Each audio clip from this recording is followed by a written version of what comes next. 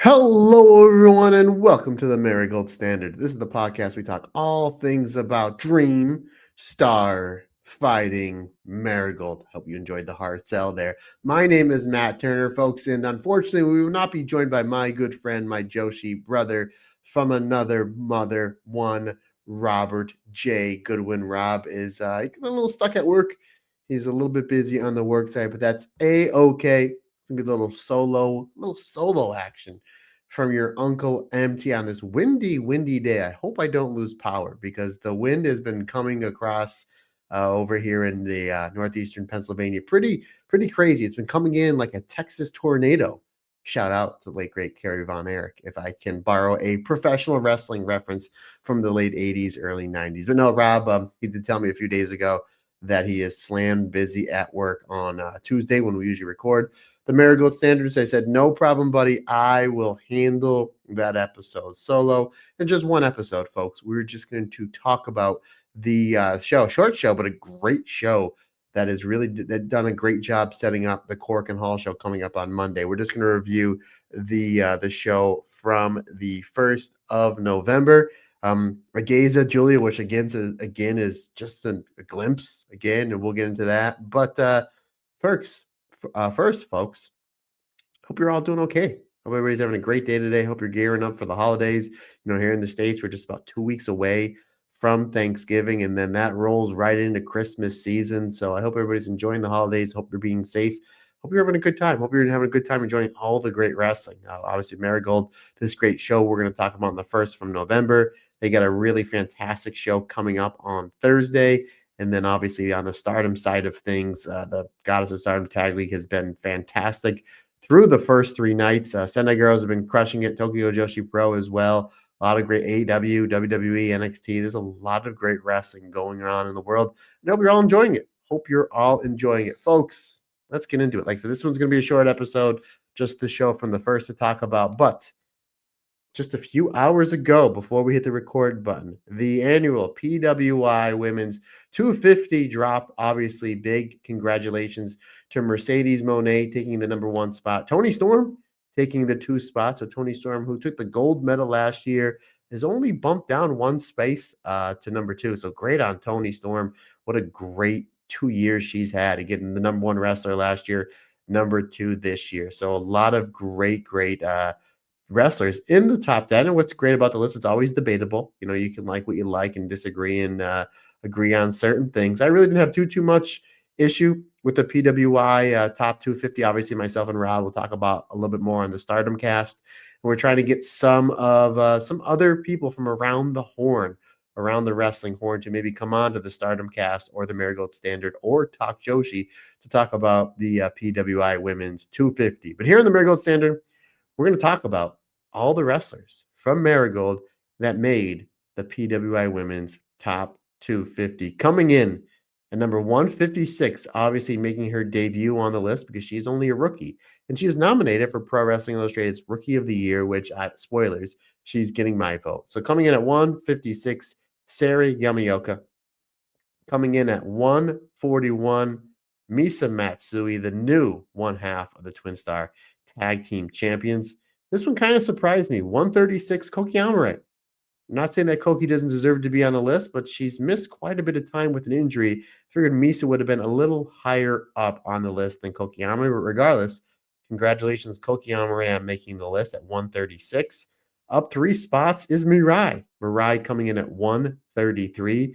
Congratulations to Mirai. Obviously has left and has gone freelance and had a great match with Mayu Iwatani not that long ago. Had a great match with Yuri at Surrealism, which myself and Andy Header will be covering later on this week. Coming at number 101, this one should have been in the top 50 or 40 for sure. I thought Mai Sakurai was done wrong here. Mai Sakurai, former United National Champion. She's been having great matches and getting a lot of buzz on her in the company. Mai Sakurai at 101, I thought she should have been much higher up. She would definitely in my top 50. Coming in number 95, former super flyweight champion in Natsumi Shozuki. Coming in at number 85, 10 spots above there, another former Superfly champion and the new United National Champion, Victoria Yuzuki, coming in at 85. Coming in number 59, this is another one I would have put a little bit higher.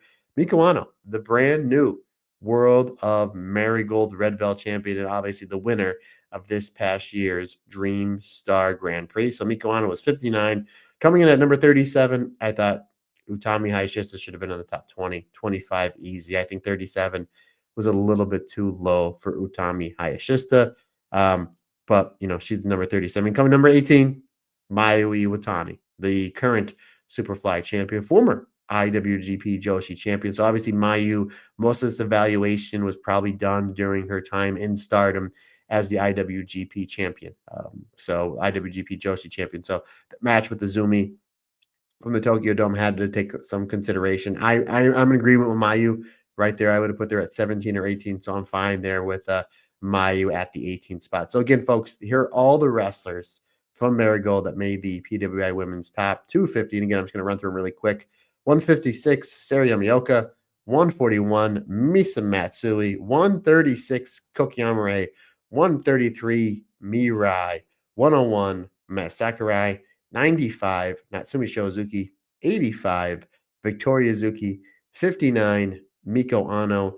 37, Utami Hayashishita. And number 18, one, Mayu Iwatani. So congratulations to all the fantastic wrestlers over the Dream Star Fighting Marigold, making Pro Wrestling Illustrated's top 250. It's always a great conversation piece. And if I've been reading Pro Wrestling Illustrated before they even did the men's 500, which I think debuted in 91. So I've been reading Pro Wrestling Illustrated a long time, and I know how they rank. Wins and losses matter. I talked to Andy Header earlier today. He didn't understand why Azumi didn't make the top 20. And I was like, it doesn't go by buzz. It doesn't go by how great your matches are. I mean, that helps, but wins and losses are very, very important. And Azumi really didn't have any major, obviously she made the finals of the 5-star Grand Prix, but didn't have any major wins. If anything, she had major losses, losing in the finals of the 5-star Grand Prix, losing the Wonder of Stardom Championship match with Starlight Kid at All-Star Grand Queendom, losing the World of Stardom Championship match with Sai Kamatani back at the Korakuen Hall show. So does she have great matches? Yes. Is she a top 5 wrestler in all of 2025? I'll make an argument she's a top 3. But wins and losses do matter. So you can see that on, with the rankings from the wrestlers at Marigold. So again, really great stuff. I love talking about these lists. Who thinks should be 1, 2, 3, 4, 5. Really not much of an argument with any of them. And maybe in the top 10, I think that Starlight Kid should have broke the top 10. I think that, again, Marigold podcast. So I'm wrapping it up here with the Marigold 2-time wrestler. EO was number 6. I thought she should have been 3 or 4. I thought she should have definitely been in the top 5. I know Stephanie Vaquer was ahead of her.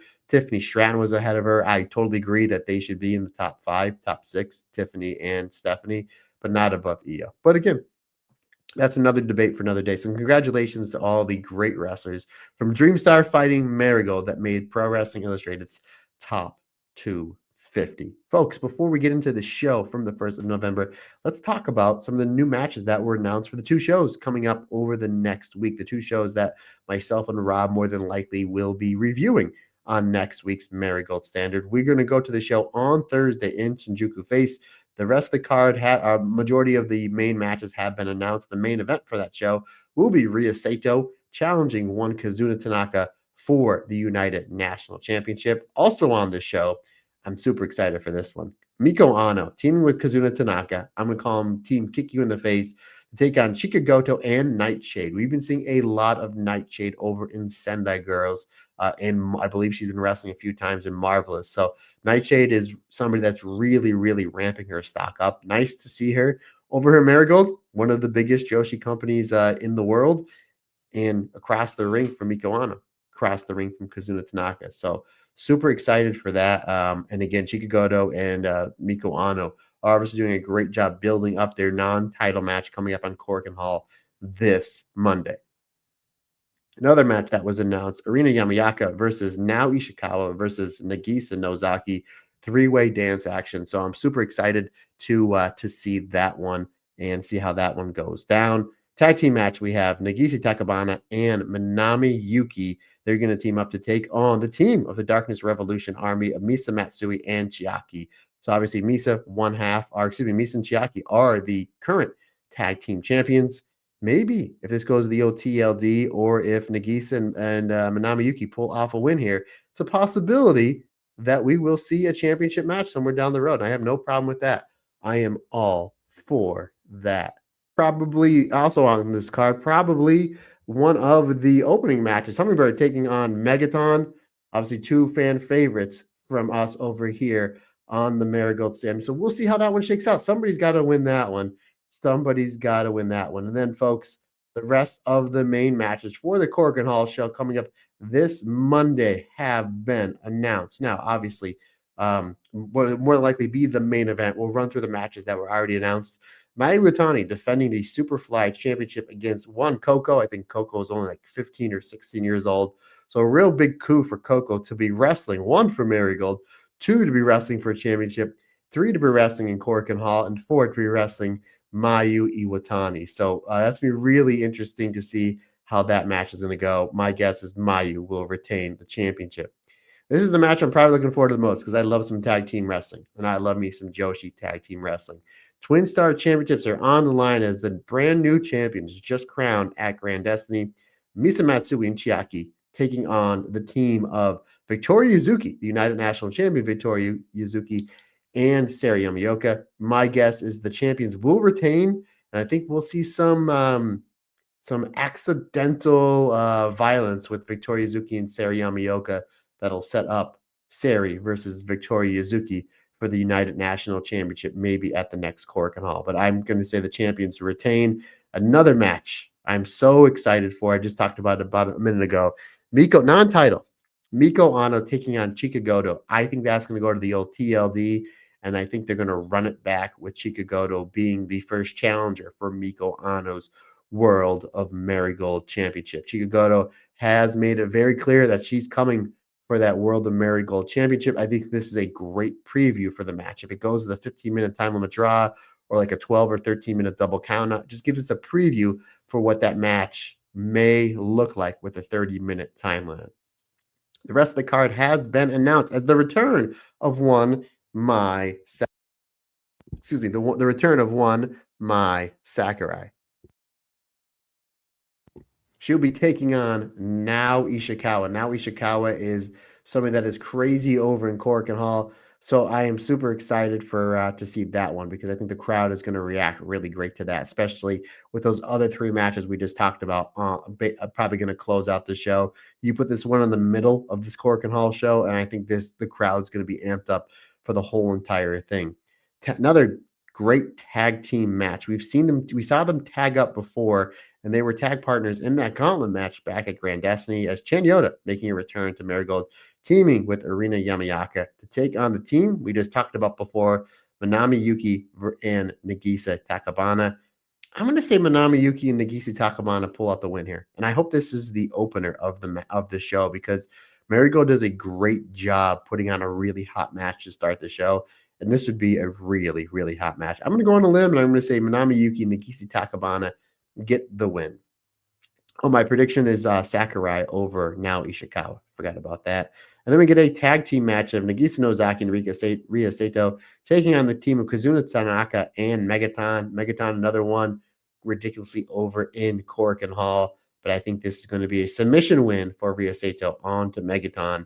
However, it's going to be great to see Kazuna Tanaka mix it up with Nagisa and Rika Sato. Another tag match. This one's going to be all sorts of interesting. Kamo Manami returns from Marigold. She missed the last few shows with an undisclosed injury, teaming with former Flying Penguin, Sayoko Kishino. They are taking on the team of Hummingbird and Yuka Yamazaki, and I'm going to be singing the praises of one Yuka Yamazaki in just a little bit. But folks, there is your two cards coming up again on Thursday and then Monday, respectively. So again, another Monday show.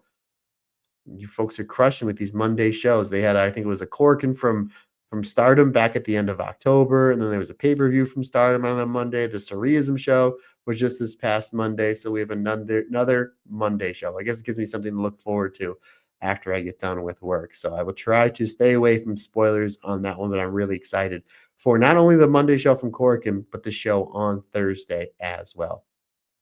Folks, let's get into our one show we are going to review. We are Marigold Show, Battleheart, 11/1, 2025, obviously November 1st, 2025. Just a quick few pre-show notes. Utami Hayashishita has missed the show, needing time to recover from her injury. No injury has been announced, and no timetable has been announced for Utami Hayashishita. I did see that earlier today she was posting pictures of her in the casino. So it looks like she's having the time of her life. So good for you, Utami Hayashishita. My Sakurai will miss this show again, very much like Utami, with an injury that Marigold never disclosed, which again, my guess is just maybe taking time off to recover, and she will be back at the Korakuen show we just talked about on the 17th. And then Kamon Minami, very much like my Sakurai and Utami Hayashishita, myself and Rob did report last week, will be missing this show as well. However, she will be returning to the show on the 15th of November in the 176 box in Osaka. I think that's the 13th. Regardless, obviously. And then let's go to our attendance notes, folks. Let's go to our attendance notes. The attendance inside the Ushiki City Park Gymnasium, Park, not Pork. The attendance inside the Ushiki City Sports Park Gymnasium in, I hope I'm saying this right, Ibaraki, was 205 people. This was the first time the company have run the venue. It's only been the second time in the short history they have run the city of Ibaraki, with last time drawing 415 people to the Lily Arena. I know that name. Back in March 23rd. The quick results are as follows. We start with a three-way dance. Manami Yuki, Nagisa Takebana, and Hummingbird. Ends with Manami Yuki pinning Hummingbird with a rolling cradle in 8 minutes and 2 seconds. Singles action. Kazuna Tanaka defeating Megaton with that flying knee strike, 4 minutes and 29 seconds. We go to, this was a great match. Ria Sato defeating Yuki Yamazaki with the Regal Plex, 13 minutes and 24 seconds. We say all the time on the Marigold Standard, the one thing about these shows, they're short shows, and some of these matches are really short. Give these younger wrestlers time to tell their story. 13 and a half minutes. This was great. Ria Sato and Yuki Yamazaki was terrific. We've been singing Ria Sato's praises for quite a while. Yuki Yamazaki is another one that you got to put in contention for Rookie of the Year because she was great here.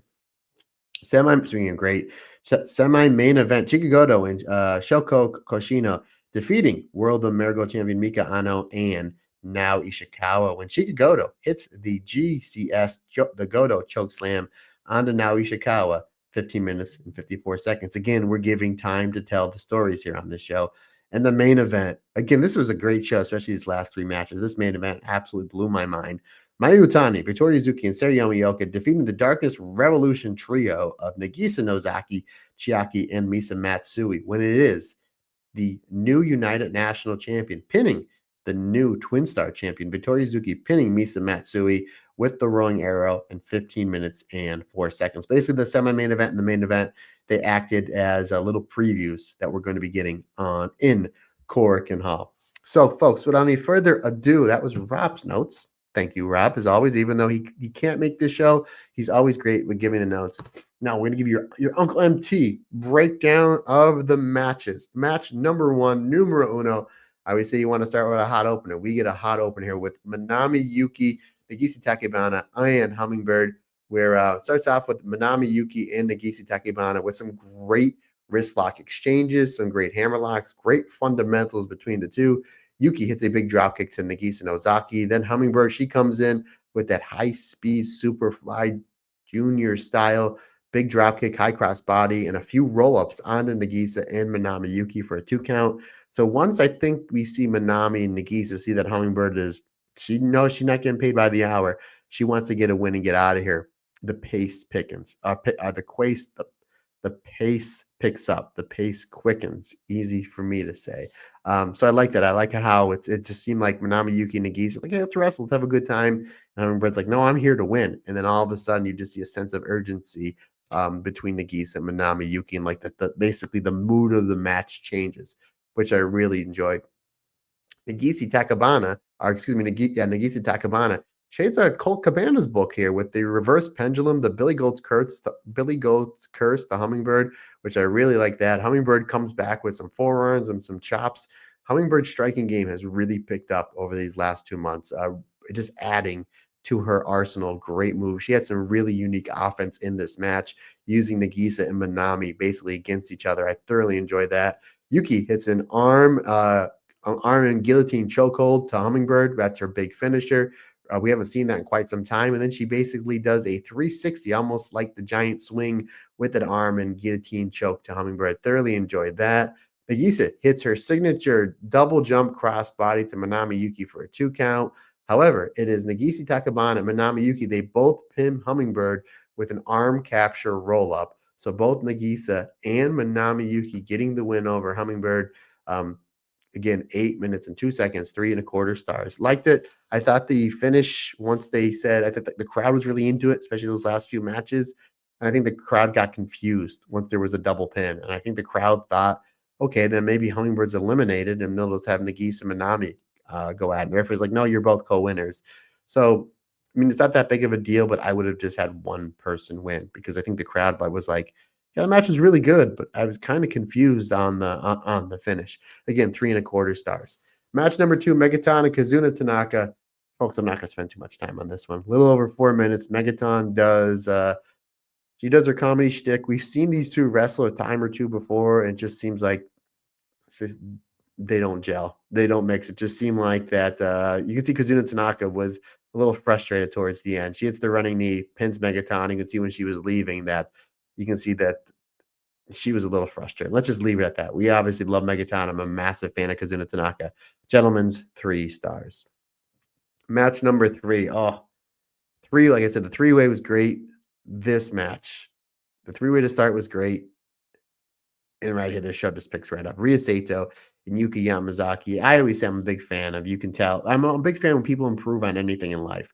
I don't care if you're a pro wrestler, pro baseball player, pro soccer player. I don't care if you're flipping burgers at your favorite fast food joint. When you're improving at something, and it's making you happy, it just goes to show you that the hard work that you're putting in is paying off. And Rhea Sato had a really great Dreamstar Grand Prix, that great match with Victoria Yuzuki, which again we're going to be seeing in just a few days' time, now ran back for the United National Championship. Yuki Yamazaki is somebody that, what's she wrestling, 7, 8 months, something like that. She was terrific here. This was a great fundamental match. Outside of when they went outside for a hot minute, but other than that, this was great fundamentals, pure pro wrestling. Pardon me. So you get your big lockup to start. Again, wrist locks, hammer locks, excellent stuff. A great chain wrestling back and forth between young Yuka and young Rhea Sato. Eventually, though, Rhea Sato pitches Yuka to the floor. We get a big brawl, which obviously Rhea Sato, because she's the heel here, she gets the advantage, starts building some heat onto Yuka. The crowd starts getting behind Yuka. Rhea Sato starts working over Yuka's arm. Yuka hits a sunset flip into a drop kick and then starts using some chops.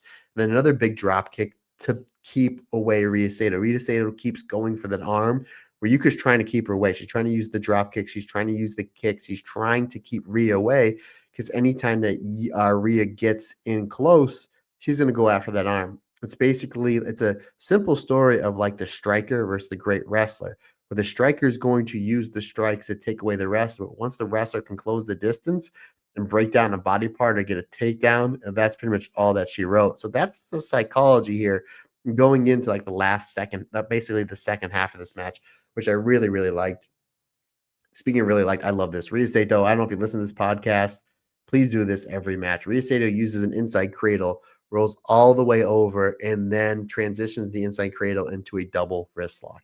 I popped huge. I was sitting on my couch on my iPad watching that, and I popped huge for that. I thought that was great. So innovative, so cool. Like knowing like I'm not going to beat you with this inside cradle, but I'll roll all the way through and use that so I can get my top tie position and then lock in the double wrist lock. That was absolutely genius. That was probably like the thing I remember the most from the whole show. And the semi-main event, which we're going to talk about, was great. The main event was fantastic, but like that spot, I remember. I might remember that for a long time. Rhea Sato was just great here. Rhea Sato with a drop kick to Yuka's arm. Again, staying on the arm. Rhea Sato doing the old Dick Murdoch gravedigger to Yuki Yamazaki's arm. Rhea Sato then pours on more offense with the short arm scissors. Again, we're building up heat. We're building up. We're waiting for Yuka to make that comeback. Yuka's doing a great job selling. Rhea Sato is showing how aggressive she is. She's really coming after that arm. Yuka then is able to roll up Rhea Sato off the short arm scissors. Almost stole one. The crowd really bit it. So that just goes to show you the psychology the seeds of the psychology they were planting throughout this match with going after the arm, Rhea going after the arm, going after the arm, and the crowd's building up anticipation. And then Yuka's well, you're right here. Let me just see if I can just try to roll you up. And she almost stole one. And I think the crowd would have popped huge had Yuka got the pin here. Obviously, we know Yuka wasn't going to win because Rhea has the championship match coming up in just a few days. But I think that the crowd really bid on that. They really wanted to see that. Like Rhea said, okay, you got a little bit too ahead of yourself there, kid.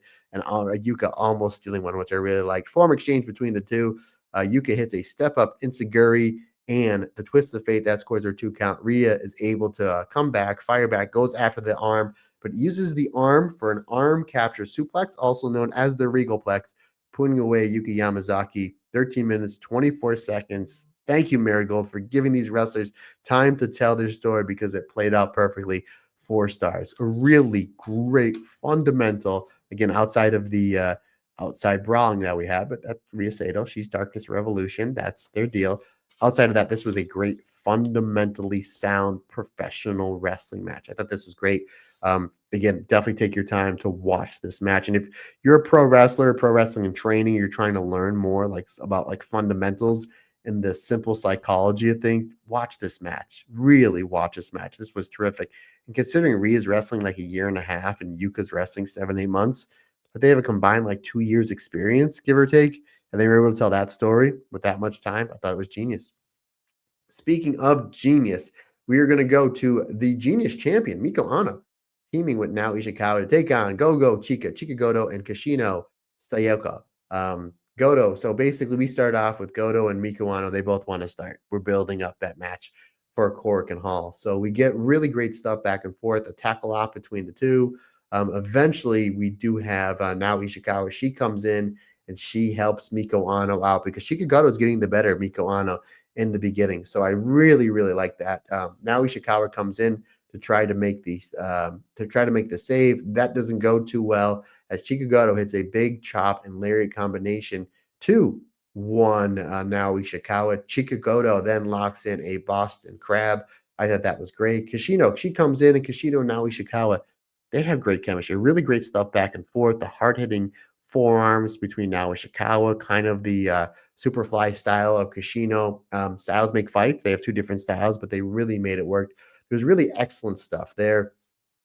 Eventually, Miko Ano, she comes in the ring and she takes advantage. She comes over and basically hits the kicks, the Shibata style drop kicks to Kashino. Kashino and Miko Ano. That was a pairing that really worked here. Again, we know that all the heat was on Goto and Miko Ano, but now in Kashino, they really picked their spots really well, and they made sure that they maximized every second they got in the ring. But I really love the stuff with Kashino and Miko Ano.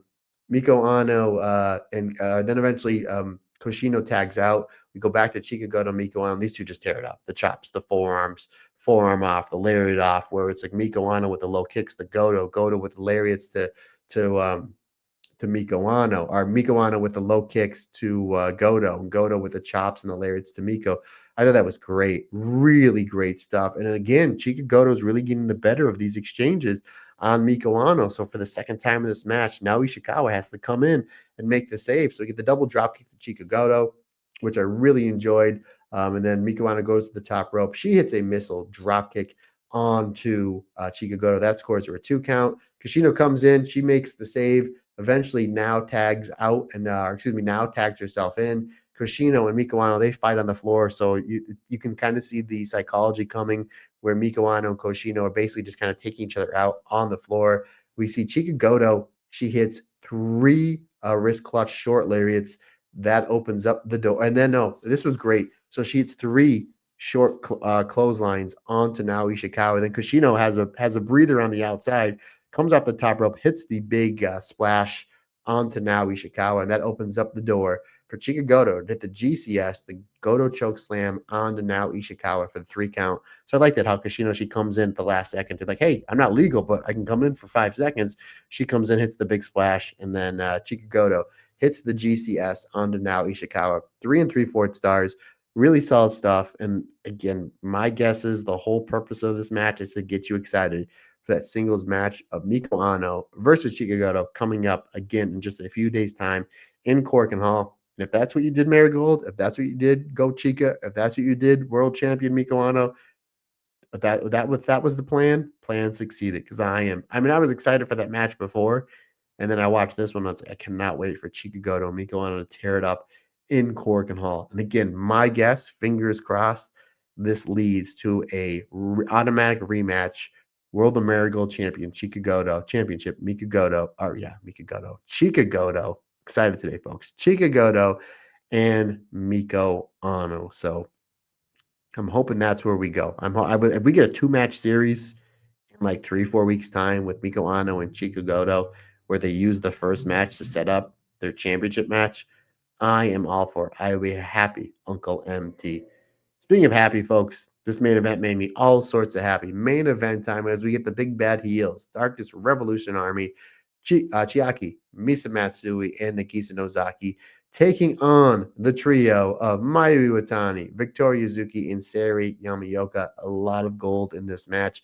Obviously, Chiaki and Misa Matsui, they are the Twinstar champions. Mayu Iwatani, she's the Superfly champion. Victoria Yuzuki, she is the United National Champion. And obviously, Yuzuki and Sari Yamaoka, they'll be challenging. Again, same Korakuen Hall show. They'll be challenging Chiaki and Misa Matsui for those Twin Star Championships. And again, this was a preview. This was clearly a preview of what we're going to get in Korakuen Hall. And I am so excited. I am so excited for that tag team championship match. The whole card looks great, but on top, we're getting Mayu Utani versus Coco. We're getting this tag match that I just talked about, and then Miko Ano and Chika Goto. Like a really solid Korakuen Hall show that I think is going to set up a lot of things for the end of the year. And then the big pay-per-view coming up on the 3rd of January for a stream, I believe, in Oda Ward. So the bell rings and we get a wild brawl to start. Of course we do. Of course we do. All the members of Team Mayu, they go into every single row in this building here. Eventually, the match does go back. We get some order, does get back in the ring. We get some heat onto Victoria Yuzuki. Victoria Yuzuki, she's taking a butt kicking here. She gets the boot scrapes from Chiaki. Nagisa Nozaki hits the curb stomp onto Victoria Yuzuki and the question mark kick onto Yuzuki. Eventually, though, Yuzuki fires up with a few forearms and hits a few judo throws. And as soon as she hits those judo throws, she can make way for the break. And who does she tag in?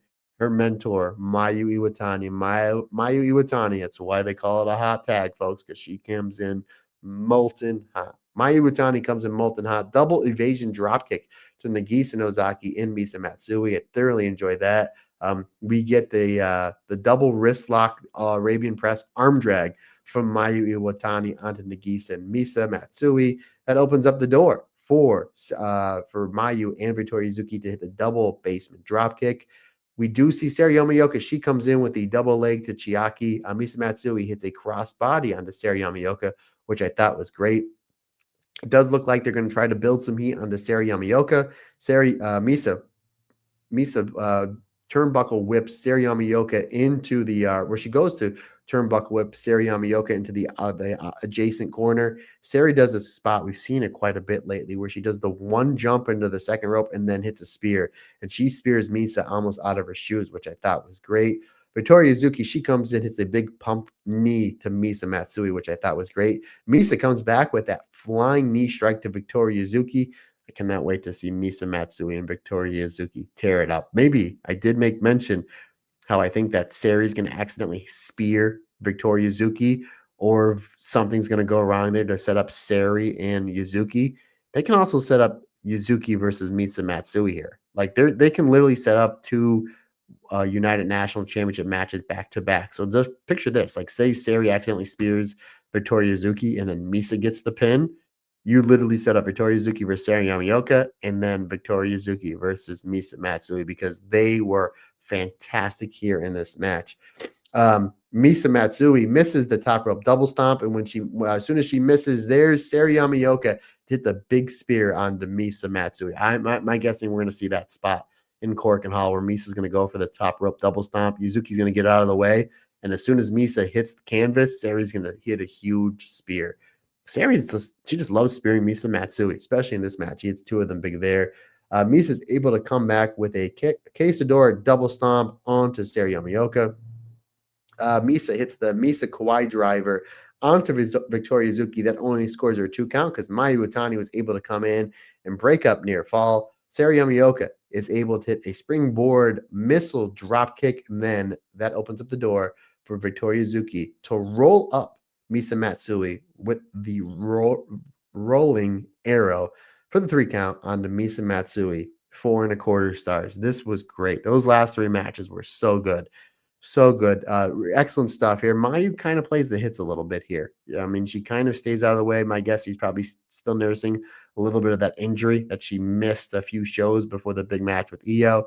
Not only that, but she's kind of keeping her way out of this one because it's like, I'm Mayu. Let me do what I need to do. It's all about putting the shine on Yuzuki and Sari versus Misa and Chiaki. Even Nagisa Nozaki. Obviously, she was great here, but Mayu and Nagisa kind of let them they were kind of the drummers, if you will, if this was a band. So they kind of let the big tag match let us get the preview for it, which is going to be great. So super excited for the shows coming up this weekend from Marigold. Again, obviously Grand Destiny was one of the best wrestling shows I've seen all year. So then we had Mass Fiesta. We had this show. Really no shows. I think they've gotten 10, 11 days without any shows, but we're going to have 2 great shows coming up in a few days' time. And again, more than likely myself and Rob will be reviewing those 2 shows with a lot of big matches and big championship matches coming up in the next few days. So again, only 1 show for Marigold, but this was a great show, especially the Rhea Sato versus Yuki Yamazaki match. The co-main event really getting you fired up for Chika Goto versus Miko Ano. And then the main event really getting you fired up for the championship match coming up. Twinstar Championship match in Korakuen Hall of Misa Matsui and Chiaki taking on Victoria Yuzuki and Sari Yamaoka. Folks, last thing to do is our gaze at Julia. And we very much like the last few weeks, really not too much to talk about. So my main man, Darren Chatton, sent me a message on Friday afternoon saying, hey, Julia's actually wrestling on SmackDown and she's defending her title. I said, wow, against who? Chelsea Green. I love Chelsea Green. She's a great character. She's over. She's a great wrestler. She's great for pro wrestling. She understands about crowd psychology. She understands about making entertaining moments. She's a great, very underrated wrestler. The WWE women's roster is loaded with your Julius, your Stephanie McCurrs, your Eos, your Rhea Ripley's, your Kyries. I can go on and on and on. Chelsea Green is a phenomenal, phenomenal wrestler. I mean, if you remember, she had a great Wonder of Stardom Championship match back in, I believe, 2017 against Kyrie in Korakuen Hall. Chelsea Green is a fantastic wrestler. So I was like, okay, this is going to be great. Match goes 88 seconds, 1 minute and 28 seconds. The entrances were longer. They did the whole big Julia entrance with the robe and the mask and the championship belt and all the smoke. And I'm like, oh, here we go. They wrestle around for a little bit. The match is you were just getting warmed up, and then Chelsea Green pokes Julie in the eyes, rolls her up, feet on the ropes, and that's it. 1 minute, 28 seconds. That's all we got, folks. That's your gaze at Julia. However, I think it was the next day Julia posted a whole bunch of new promo photos with a new mask and a new Japanese style robe, very Stardom-esque style robe. So maybe we'll be seeing a more violent Julia. I don't know. It does look like they may be trying to repackage her a little bit, which whatever it takes to get her on TV more and actual wrestle. Like, she's doing great with the promos. She's doing great with considering English is not her first language. She's doing a great job getting better at learning English, and I'm enjoying her promos and her backstage segments. But where Julia shines is in the ring. So we just need to put Julia in the ring more. So, yeah, that's that. Again, fingers crossed. I'm a positive person. I'm going to hold on to hope. And hopefully we're doing something very, very cool with Julia. Again, it looks like we have a new look Julia coming up maybe as early as this Friday on SmackDown. We shall see. But folks, that's going to wrap it up for this episode. Again, shorter episode. I'm seeing here about 40 minutes. Again, 1 show previewing and predicting those 2 shows coming up this week. And again, if you have not seen this show that I talked about from the first, go out of your way to see it. Again, especially those last 3 matches. Just really, really great stuff. And congratulations to all the wrestlers that made the PWI Women's Top 250, especially those ones that I talked about earlier from Marigold. But folks, that's going to wrap it up for this episode. Questions, comments, suggestions, anything you need from me, Matt Turner OF on the Instagram and the Twitter is the easiest, fastest, and best way to get a hold of me. Or folks, you can shoot me an email. The email address is thestardomcast22@gmail.com. Folks, that's going to wrap it up for another episode of the Marigold Standard. We greatly appreciate your support. Can't do without you. Like I always say, just not my podcast. It's our podcast. As well as together, everybody's different, everybody's special.